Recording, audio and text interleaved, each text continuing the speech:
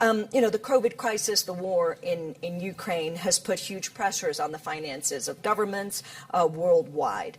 How worried are you about debt sustainability? Well, look, it's completely separate what's happening to the world's developing economies and low-income emerging markets, which, as the World Bank and IMF said, are in a horrible situation. They had a hard time in the pandemic. Many of them are in default or on the cusp of default, and it's a dire situation. The global systemic impact of it is less. It's not making the news here. I'm surprised people aren't talking about it every day, because if you look at the number of people who are affected by this. People are too busy talking about the IRA. But I'm actually, having just said that, I will leave it to other speakers to pick up on it. But I would say, as far as everybody else goes, the $300 trillion questions, what's going to happen to interest rates? What's going to happen to inflation-adjusted interest rates? Because part of the reason, and I think most of the reason, debt inflated so much was partly the pandemic, but also there are very low interest rates. It's sort of a reasonable thing to do. If the interest rate's zero and you have a good investment and, or you're fighting a pandemic, I don't think you want to be reckless, but it's pretty reasonable.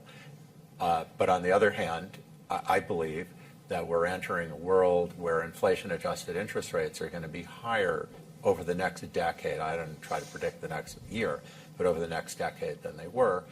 I've done research on this, but I won't say I know what's going to happen. But they fell incredibly after the financial crisis. I want to say 2% plus after the financial crisis. There's a little bit of a long-term downward trend that would be a tenth of that maybe over that period. So, there could be some reversion to mean. Now, does that mean there's going to be a debt spiral? No, it doesn't. But individual countries, firms, places could get into trouble. And I want to be clear, not advanced economies don't default, they inflate. But just having one thing go wrong is not enough to get into a debt problem. You run into a problem as a company, as a pension fund, when you're off kilter in a few places, when you're, caught, well, I don't know, can I say this, with your pants down? That's when you run into trouble. And if we have a deep recession, or a significant recession, or some country does, and the interest rates stay high, two things. I mean, even that might not be enough, but that's when you really start to worry. Not just about the country debt, but about firms in your country. So give us just sort of the third, you mentioned two things, the third ingredient that could tip countries over. For emerging markets, it's commodity prices. That's the classic trio that emerging markets have a problem. Their main export goes down, they're in recession, and the U.S. raised its interest rates. It's a big, complex world, so exactly what the problems would be.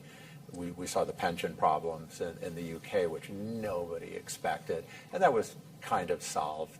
But who knows, for example, in Japan, which is considered the second safest country in the world after the U.S., but they haven't had interest rates go up in decades. What if, and I'm not talking just about the Japanese government, but there's something in the system that we all should know, but none of us know, that you see when it happens. That's just an example. So I'm going to come back to the UK in just a second, but I wanted to go here, to a World Bank perspective with Mr. Van Trotsenberg, which is, let's pick up on sort of emerging markets. I mean, how close would you say, what's your estimate, how close we are we to a sovereign debt crisis? Well, I would like to pick up where also Ken left about you need to differentiate what kind of developing countries you're dealing with. We have the poorest countries. They are what we call IDA, that is the countries that are benefiting from our fund for the poorest countries, at about 75 countries, of which right now 60 are in debt distress. So there you see this is very complicated. And then you have a series of lower middle income countries that are also struggling, and most prominently is, for example, a country like Sri Lanka. And the problem what we are facing right now is I led the HIPIC debt initiative in the 1990s that was to provide comprehensive debt relief to the poorest countries, that the composition of debt has radically changed. And there is a continued exposure to multilaterals, but the Paris Club creditors are no longer very important. In fact, if you look at the case of Zambia that needs desperate debt relief, the Paris Club is barely 10%, but 80% is towards China. So the non-Paris Club creditors have become very important. And in addition, also commercial or bond debt is very important. In the time 20, 25 years ago when we were dealing with it, those type of debts were usually in hopeless arrears, and they were just eradicated by a buyback and it was solved. Now, these are Euro bonds that are being served, and they need to be worked out, and that is very, very difficult. And what we are seeing is to get the difficulty is to get the participation of this. But just to emphasize this, so you're in debt distress, you want to restructure, you're not succeeding. And I'm just, again, the example of Zambia. Zambia is now in its second year in trying to get a debt agreement under the common framework, and it is not working. And so that is costing politically, but also for the social tensions that these expenditures for education and health have to take place.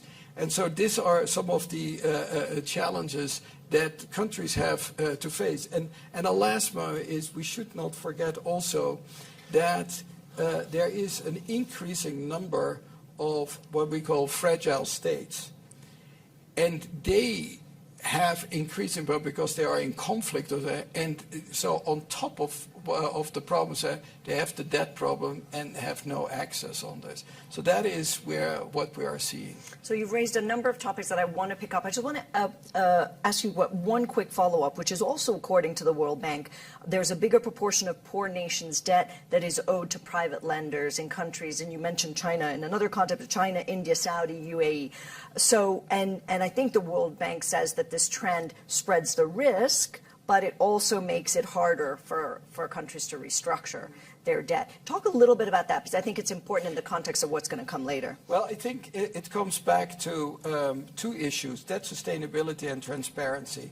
When we did the debt relief in the 90s, and then it was creamed off by the Gleneagle agreement where write-off, it gives a new possibility of countries to go ahead. But there was also a temptation to get into non-traditional creditors again, because the Paris Club creditors would then basically go on grant basis and would no longer engage in big lending operations. So they went, so it bought them a degree of freedom to issue a bond or go to other non-Paris Club creditors. But very often those conditions were not revealed. And it is not difficult to issue at 12% a Euro bond, but the cost will be enormous. And that means that the debt sustainability was never really integrated into the budgets, nor was there the transparency in the budget that you could see to whom you actually were owing the new debts. And this is a problem. So I think if we ever want to go making progress, you will need to have radical transparency, that everything is published, including the terms, because let parliaments discuss that what a government wants to do, but not to be surprised in hindsight that some side deals were made and that have contributed to the debt crisis. Okay, so if we can, I'd like to come back to this transparency issue. I'd like to go to the minister. So far, most of the debt issues that we've seen are concentrated in poorer nations, but we have seen a civil unrest and sort of pressure points even in bigger economies, more advanced developing economies, such as Brazil. Obviously, we saw what happened earlier this month. So how concerned are you that these pressures will spread to sort of middle-income emerging market nations? Well, thank you. Thank you for the invitation to be in this panel. It is a very good company. But let me start by saying that there are middle-income countries with problems. I mean, the World Bank will clearly point that out. I mean, perhaps a lower proportion than low-income countries, but there are several middle-income countries, and the middle-income countries are also facing, at least two other issues. The first one is the issue that Ken already mentioned, the higher interest rates, which actually last year with also risk margins were very high. So the availability of financing it came down significantly. So even the refinancing of debt has become more difficult and more costly, let's say. So the issue of financing continues to be quite important on top, let's say, of debt. So I think that's a first point that I want to make. I mean, whether and then of course we can talk later about the things that have already been mentioned about the difficulty of the current context in terms of the institutions and what sort of institutions change or short-term solution we will need. But let me perhaps point out in that regard that there is only, strictly speaking, only one framework, which is the common framework for debt treatment for low-income countries, and very few countries have used it. And then even in those countries, even the debt restructuring mechanism or debt suspension initially adopted before that, very few private creditors participated. So there's a huge institutional lack of or lack of institutional arrangements to manage debt issues. I want to now. I mean, one of the problems of high debts for countries is, of course, that the fiscal space that countries have are much more limited than in the past. Even, for example, in my country, which is probably not a country that needs any restructuring, but we do have high levels of debt by historical standards. 56? Huh? 56%? Yeah, it's 50, a bit more than, our target is 55%, and we're 2 or 3 percentage points, depending on the month, above that target. So we do have high levels of debt, and that reduces the fiscal space. So perhaps in answer to your question, when you have civil unrest and you have to respond to it, you may have limitations in terms of your capacity, your fiscal capacity to respond. And that's certainly a constraint, as generally a broader constraint on the resources that you have for active social policies. Great. Okay, so I want to turn to the Shadow Chancellor. So the UK was in the news. I mean, Professor Rogoff mentioned it, obviously, and to a certain extent, you can say we saw the return of kind of bond vigilantes in a way, sort of markets that they saw that they punished for being governments that they punished for seeing as fiscally unwise. So in the UK faced this, basically pushing up borrowing costs, to uncomfortable levels. Maybe you can talk a little bit about the UK situation, but in general, do you think we've reached some sort of a turning point between investors and government? I think there's clearly more focus on debt, and the borrowing costs are going up globally, as Ken's already set out. But I wouldn't blame the bond vigilantes for what happened in the UK last September. It was the fault of the government, who announced £45 billion of unfunded tax cuts, and then went on the television and said there's more to come, with no plan of how to grow the economy or how you would finance those cuts and those tax cuts. And what you saw was, in pretty short order, robust market response. So the pound fell by 10% against the dollar to close to parity. Borrowing costs for the government increased by 10%. Mortgage costs, which are hugely important in the UK because most people have short-term 2-year or 5-year mortgages, 4 million households in Britain this year will be renewing a mortgage, and so mortgage costs have a huge impact on domestic demand. And 40% of mortgage products were just withdrawn in a matter of a few days because mortgage companies didn't know how to price that mortgage lending. And then, as Ken mentioned, we had the problem, which I think absolutely no one, I don't think, foresaw, of liability-driven investments that pension funds were investing in that were highly leveraged and highly invested in government bonds. And as the value of those bonds fell, the collateral calls came in, which meant the bonds had to be sold, which then put further downward pressure on bond prices. And the Bank of England, who had just announced that they were going to embark on quantitative tightening, had to step in with a big package of liquidity for the pension funds to use. So it looked like you had, the government with the foot on the accelerator with these tax cuts, the Bank of England tightening policy, both with quantitative tightening and increases in interest rates, but then being forced in this position of having to offer further liquidity. Just a couple of other things I'd say about the situation the UK got in. I don't think it was just the decisions to cut taxes. It was the sort of the run-up to that so-called mini-budget on September the 23rd. And I think this is really important in terms of lessons for others as well. Economic institutions are incredibly important, and undermining those institutions that give investors confidence is very dangerous. So in the run-up to that mini-budget, we had a leadership contest in the Conservative Party, a governing party, over the summer, where there was undermining of the central bank, of the Bank of England.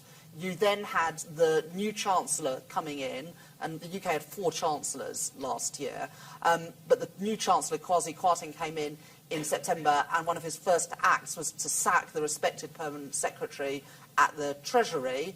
And then with that mini-budget on the 23rd of September, when you should have had a forecast both for the economy and for government finances from the Office for Budget Responsibility, that wasn't allowed to be published, even though it was available, which just gave this impression that the government had something to hide and wasn't operating within the frameworks that had existed in the UK in terms of the Bank of England since 1998 and in terms of the Office of Budget Responsibility since 2010. And those things, combined with the huge unfunded nature of the tax cuts, got, we're not a low-income country, we're not a middle-income country, we're in the G7, and we got into huge difficulties. And I think that is a lesson for any country that wants to embark on those sorts of policies without explaining. And I'd say, as how I started, not the bond vigilantes' fault. Investors looked at the UK, and the Governor of the Bank of England said last week, Andrew Bailey said last week, that there's still a hangover effect from what happened in September, with question marks being put over the UK as a place to invest. Now, look, I'm the opposition party. I want to turn that around, maybe come on to a bit of that, but that's what happened to the UK in September. Indeed. I mean, I think the markets, that was... I was trying to be a bit more diplomatic, but, the shadow chancellor here, I think, you said it as you think it, but, clearly the markets punished the government. There's no, and if I could just to push you a little bit more, because of course, markets recovered, but, the UK economy is still lagging, and worries about growth are leading a lot of investors to limit their holdings. This is both of the pound and of British debt. And so, can you give us a sense of how your government, your party, if in government, would fix things? So the first thing, and the lesson from September, is that any economic policy has to be built on a rock of economic and fiscal responsibility, and that has to come before anything else. But it's also obvious, and you make this point, that the UK needs a serious plan for economic growth, because in productivity and in growth terms, and numbers that were published today about foreign direct investment shows that the UK has been missing out the last decade or so compared to our nearest neighbours and our competitors as well. And look, the reason that Keir Starmer, the leader of the opposition in the UK, and myself are here this week is to send a message that, at the next election, at the moment, Labour have a strong lead in the opinion polls, that the British economy will be open for business again. That we want to work with business and partner with business to get that growth and productivity back in the UK economy. Part of that is sorting out some of the mess of the Brexit deal of a couple of years ago, which has seen our exports fall and jobs move abroad in many cases.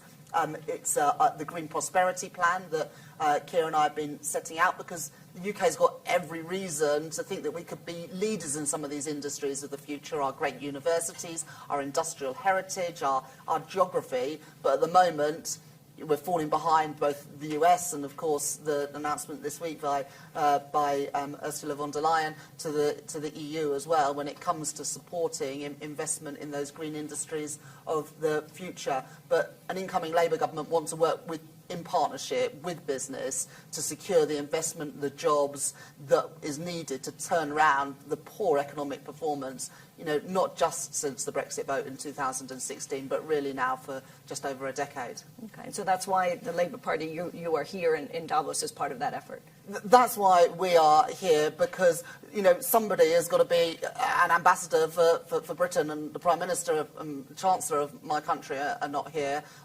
Labour hope to form the next government, and so we think it's really important to be here talking to business and investors about our plans for the future. Thank you, Professor Reeves. Let's talk about quantitative tightening just a little bit and how it fits in this equation, and the impact that it'll have this year. Central banks obviously have had a huge presence over the past year in the world's biggest bond markets, and basically tightening policy at the same time the bond sales were rising, and all of this is adding to sort of upward pressure on borrowing costs. What does this all add up to debt sustainability? What are the vulnerabilities here? Let me start by seconding, you made many important points, but one in particular about central bank independence. And I think whatever was true 40 years ago, in this day and age, undermining central bank independence is suicide. That's been an incredibly effective device for giving confidence in so many ways, not just with the inflation rate, but I'd almost say with institutional integrity. And it's, I think it's a mistake to try to attack central banks. And Turkey has fired more central bank ministers. Well, maybe the same number as chancellors. It's Not a competition we want to be in, really. No, but quantitative tightening is particularly significant in the Eurozone. So if I can talk about that, where the quantitative easing had a very important element where the European Central Bank is the most important Euro-wide institution, or it was at one time, and it has the fiscal capacity to do big things quickly. And I think it did a lot to prop up periphery southern country debt during the crisis. But it sold it on the idea that we're fighting deflation and we have to raise prices.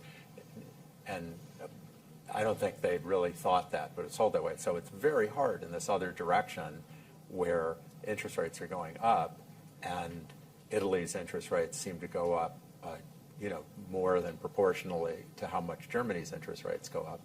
And it's clear that if you just pulled the rug out from under this, Italy's rates would go up a lot more. And I think the ECB's done a very good job in trying the communications of this tightrope, but it's very hard. So they say they have another way of doing it, and we'll see. But I think elsewhere it's not such a big deal, except in Japan, where they did a much more extreme policy, where many of you may know they fixed not just the policy rate, as the Fed does and many other central banks. They fixed the 10-year rate. Now, that worked when interest rates seemed like they really ought to be negative in Japan, and so people accepted it. But now that there's upward pressure on real rates, which I already mentioned, and inflation everywhere, even Japan, that really is hard for them to back out of. Yeah. It's been in the news just over the past few days, a lot what's been happening in Japan. I wanted to come back to China because you had mentioned it just in your remarks before. So I think in December, China, which of course is the largest sovereign debt creditor, agreed with the IMF to participate in a global sovereign debt roundtable. About debt release, other solutions. What role does China play then in everything we've been talking about? What should they do? What should China take up sort of the mantle to do?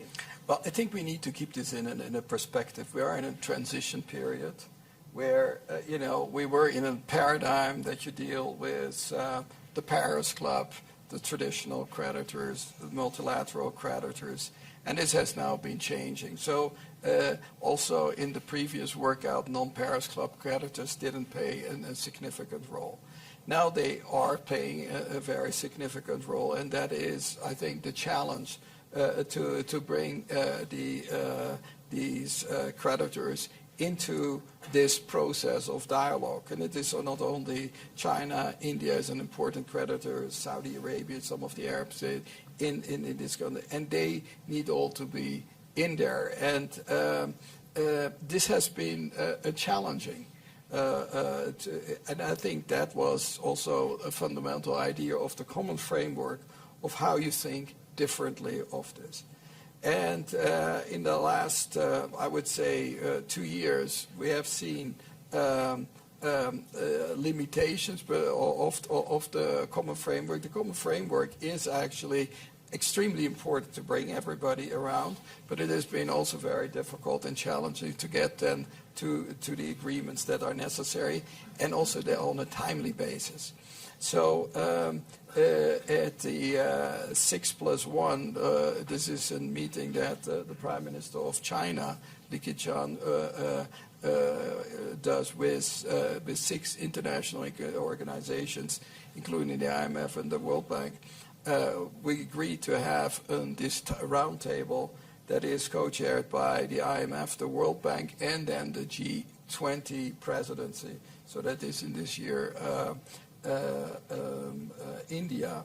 And we will start at the deputies level, a first discussion next month at the G20 meeting in India, and then probably in April or May with the finance ministers. And really it is about fostering the dialogue, first of all, what needs to be done, and then actually see how we can help these countries work out. Because it's very clear, take also a case of Sri Lanka. The problem is that there is not a debt workout right now. And the country desperately needs a lot of financing, and that is not assured. So that is why it is urgent. I would actually say one last reflection, maybe also with the common framework, as I had done the HIPC initiative with the IMF, what we did in the mid-90s was come up with a framework what that sustainability means. And you can criticize whether there's NPV debt to exports or the debt service ratios were all the right ones, but it was a very clear spelled out process that you use first, the Paris Club process, you exhausted, it's not necessary, we need to do additional things. Right now we have negotiations where there is not an established debt sustainability framework. So what you see in the discussions that different creditors are challenging all the underlying assumptions, or is this really sustainable? Take the case of Chad. Now, of course, then, are you looking at that sustainability today, or are you projected it in the future? How long in the future? And this has been very complicated. In addition, we need to think about that in many of these frameworks earlier, we were only looking at external debt, and domestic debt has also become important. So this is a very overdue discussion that will need to be held. I hope also that you get first on the political things, that we need to tackle those countries that are in desperate need for treatment. And then we also, in parallel, start having this discussion out a much, much clearer framework against which we then can define the level of debt relief. I mean, just all of you, I mean, is there a compelling case for a major new round of debt relief? I don't know if anybody. No, for institutions. Can I talk about that? Absolutely. And then I have another question for you. But is there a compelling case? I think you need to go case by case. Yeah. Well, no, the situation is case by case in any case, but the lack of institutions for debt renegotiations is a major institutional problem in the world economy. I mean, all the solutions have been ad hoc. The Brady Plan, the debt relief for poor countries, now this common framework, they are ad hoc. We do need an institution, a permanent way of managing these issues. So an international debt fund, Yeah, an international debt organization. Yeah, well, it could be the IMF as it was tried in the early part of the century. It could be the IMF, it could be the United Nations institution, but we need an institutional framework where these issues can be handled.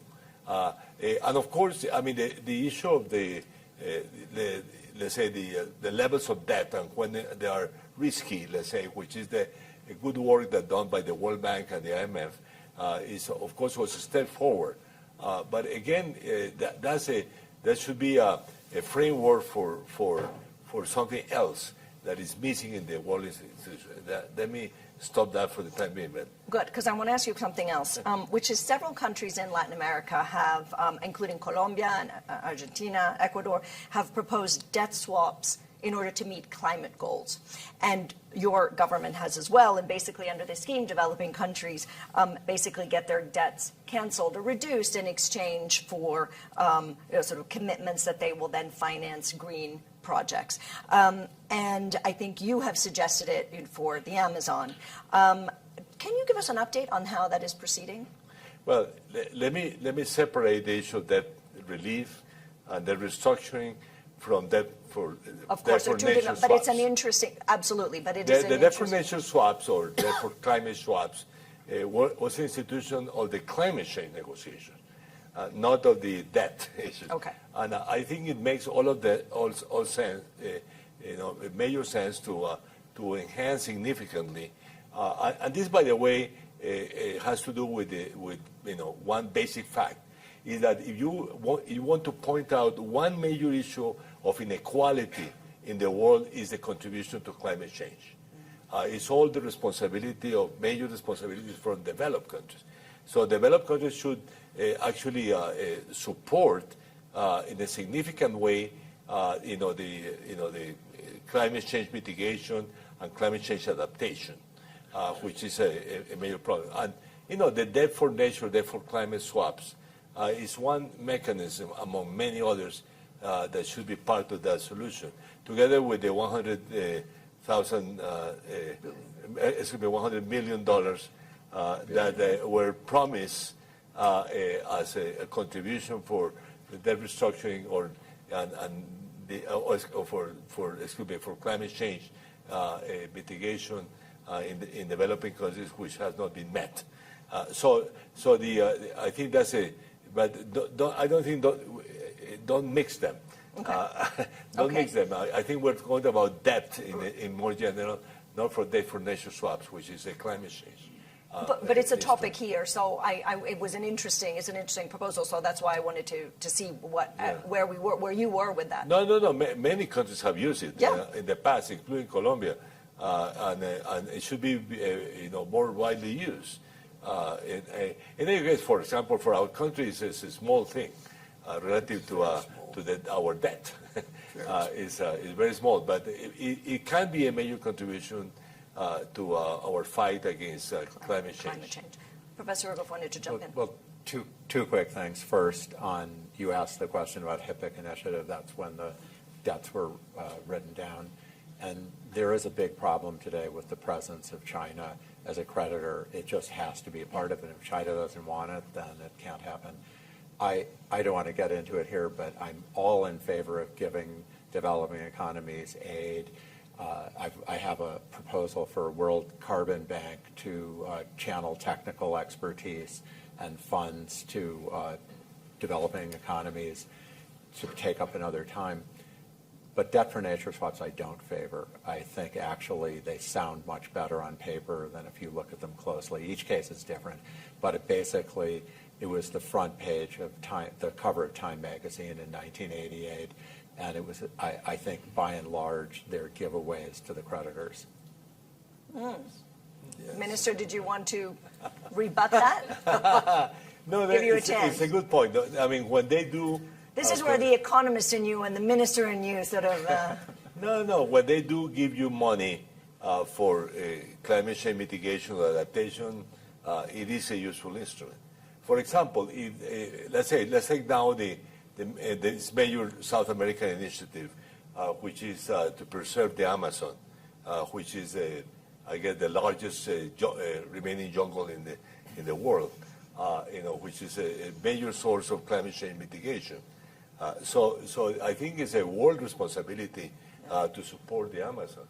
So it's not a South American initiative.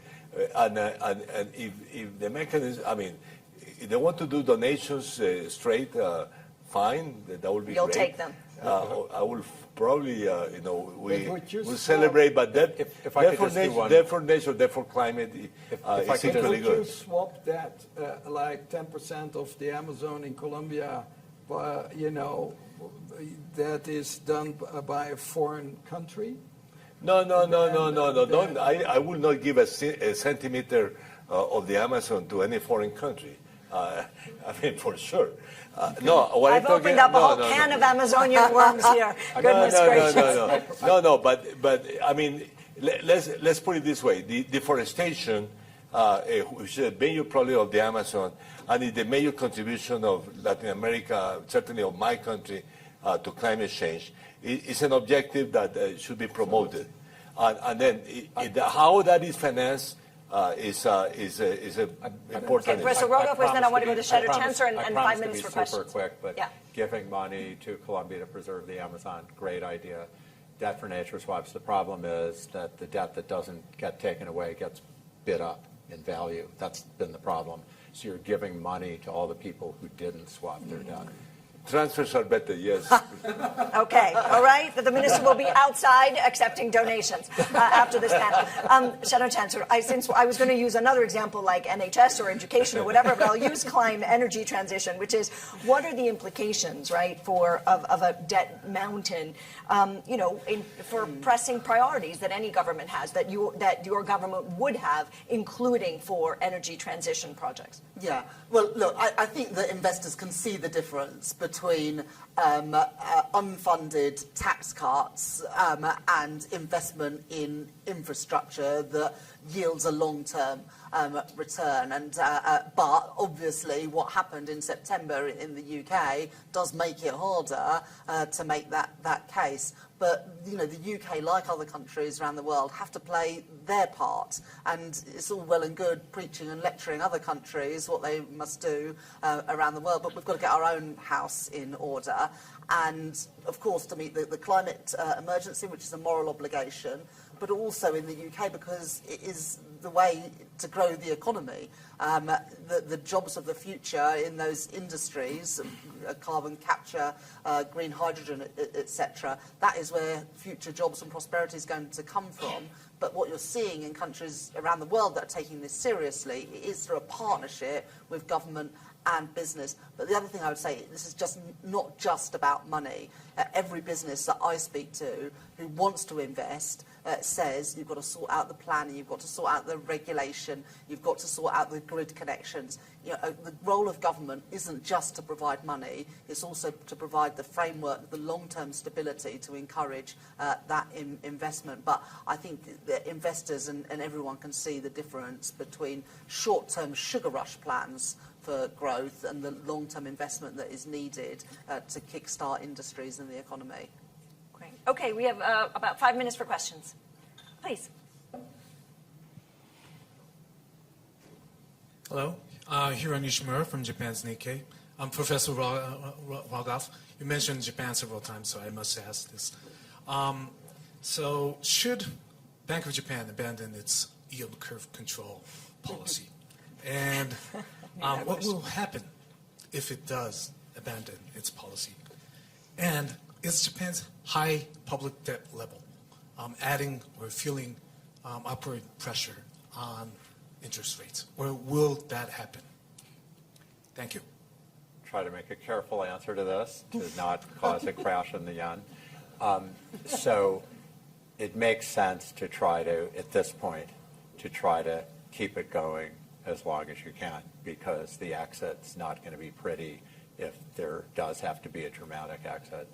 As far as Japan's debt, which is 260% of GDP, about half of which is basically one-day debt, I mean, I think it's manageable. It sounds infinite, but I think it's manageable. There may be some inflation, but the problem is when your debt's that high, you don't necessarily have a lot of fiscal space, we heard that earlier, to deal with anything else. So if a problem arose because there's a UK-type pension, the pension-type problem buried somewhere in the financial system that nobody knew, then there's less resources to wrap around that. That's really the risk of having such a high debt. But you know, saying Japanese interest rates would go up is famously called the widowmaker trade. So I'm aware of that. Minister, did you want to add anything on this? You said you wanted to talk about the... No. You were not going to talk about this, are you? Okay, yes, please. Let's say South African Reserve Bank. I think to the World Bank, I mean, in the resolution of this debt, how do you think the private sector debt, particularly domestic debt, should be handled? Because there are complications that would tend to be held by pension funds and insurance companies. And my hunch is that you can't discriminate against the foreign holders of that debt. And what have you seen? What do you think should be done? Let's get this question as well, so then we can answer and close. Yes. Thank you, Ghosh, Council on Energy, Environment and Water, and member of the UN Committee for Development Policy and an advisor to the Indian G20 presidency. A quick question about climate-related macroeconomic shocks that are only going to grow over the years. Now, even if a country, of a low-income or middle-income country, were being responsible with their debt, this is an externally imposed constraint. It's not just a fiscal constraint. It just completely messes up their macroeconomic situation. What would Professor Rogoff or Jose Antonio Campo recommend as a way to create an insurance cushion for that kind of vulnerability? Great. Well, first to you for the first question, and then you can both jump in on the second. Well, on the first question, I think that we are seeing as there is not an agreed framework of a debt workout that involves equally the domestic debt and the external debt. And what we are seeing is that there are huge sensitivities, particularly when you have incipient pension funds. I think what is being tried, and that is usually with the IMF programs, that one tries to have an orderly workout in the domestic one. But the domestic debt, we need also to say there can be central banks there can be institutional investors. There is also with business. So one needs to see what is the type of debt, and particularly when local business has to accept a huge haircut, what that actually means for the local economy. So those things will need all to be evaluated. On the external debt, I think there are the collection action clauses that need more use, but also I think, quite frankly, that we have to say within a framework how you can enforce action, and this has to be debated. What you saw with the DSSI, the Debt Service Suspension Initiative, it was all voluntary, and that voluntary participation didn't work well. And so one needs to discuss how we want in the future to have those kind of workouts. But just to concretely take in the Zambia case, but also this is going to come up in Sri Lanka. If all these debtors don't want to act on this, we need to have a serious discussion about the lending of arrears by multilateral institutions. And we have been now doing that now for some time in Zambia. We're very loud on this. Zambia will need critical financing, but I would then say, run arrears. Okay, we We need to quickly, because we need to close. Minister, and then Professor Van. No, on this issue, certainly, actually in the most recent international, discussions on the issue of, let's say, climate change crisis, I think this issue of there are all issues like, for example, the Caribbean, which has already been subject to a lot of risk associated, to hurricanes. That's one issue. But more recently, the issue of a specific, climate crisis, floods, for example, like Pakistan last year, or even my country, which has a significant flood associated to climate change. I think the world economy should create an instrument, a kind of insurance mechanism for those cases, which more or less was a point in the negotiations in the climate change in Egypt, in the COP. So I think there has to be created, but I think it's a parallel mechanism, not necessarily associated. It's actually to be able to fund the cost of managing those specific crises. So it's kind of more as an insurance mechanism that the world lacks today. I think different from debt as such. And last word. I mean, I think there are places that are going to become very difficult to live because you can't get insurance. That's already true in parts of the United States. And for small island states, there's nowhere to move.